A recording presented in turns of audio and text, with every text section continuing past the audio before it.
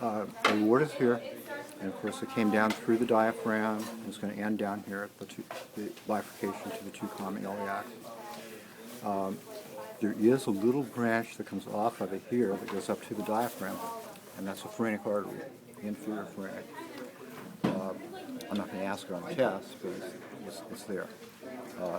This is the celiac trunk, a major tributary that comes off. It's the first major tributary in the abdomen, and trifurcates into a left gastric artery that comes out, and they show it like a stump there. But it goes into the lesser curvature of the stomach on the left-hand side. So that's your left gastric artery. Splenic artery is here, going out behind the stomach to the spleen. This tributary here is the left gastrophilic artery. It goes to the greater curvature of the stomach on the outside. Then we have a common hepatic artery going to the liver. It's actually much bigger than it looks on this chart. So that's your common hepatic. And then basically coming off the common hepatic, two tributaries that you need to know. One is the right gastric artery, which is here. That comes into the lesser curvature and anastomosis with the left gastric artery. So if you can picture the stomach's lesser curvature here, that enter that lesser curvature and then anastomosis.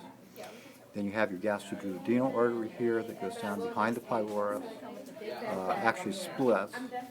This doesn't show the split, but that tributary you do have to know.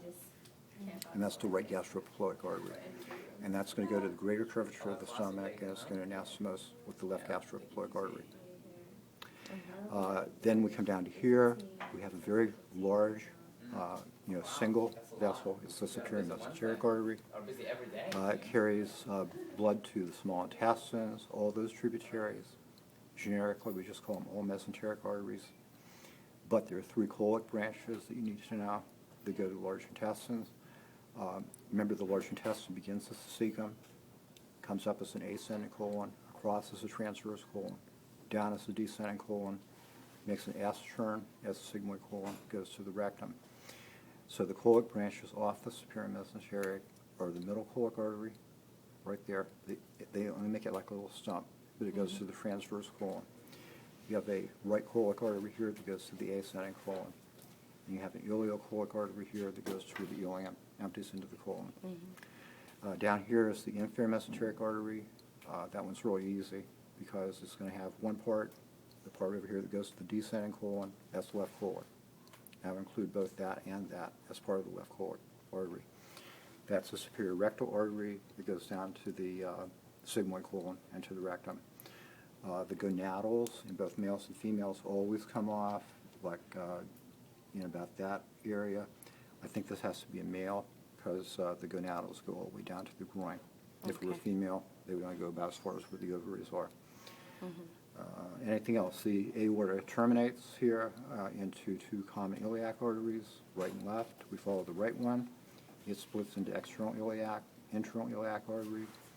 Internal iliac goes to the buttocks area, gives off a little iliolumbar, curls back around to the iliolumbar part of the back. The external iliac artery goes into the leg, and it splits into femoral and deep femoral. Same thing on the other side. External iliac goes down, splits into femoral, deep femoral. If we follow the femoral down, behind the knee, we change its name to popliteal.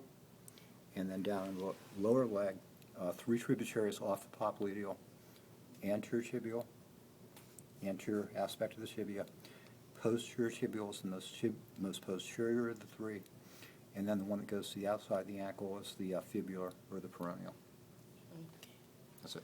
Okay.